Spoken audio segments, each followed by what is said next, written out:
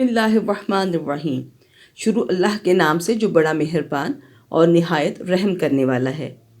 حضرت عمران بن حذیفہ رحمۃ اللہ علیہ ام المؤمنین حضرت میمونہ بنت حارث رضی اللہ تعالی عنہ سے روایت کرتے ہیں کہ وہ قرض لیا کرتی تھیں۔ ان کے گھر کے کسی فرد نے اس کو نامناسب سمجھتے ہوئے عرض کیا، آپ ایسا نہ کیا کریں۔ انہوں نے فرمایا، کیوں نہ لوں؟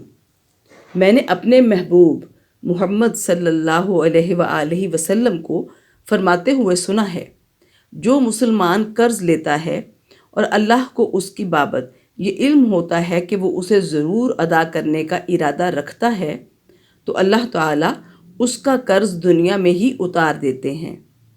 اللہ تعالیٰ ہمیں قرآن مجید پر عمل کرنے، اس کو پڑھنے اور نبی اکرم صلی اللہ علیہ وآلہ وسلم کی احادیث پر منو عن عمل کرنے کی توفیق عطا فرمائے، آمین۔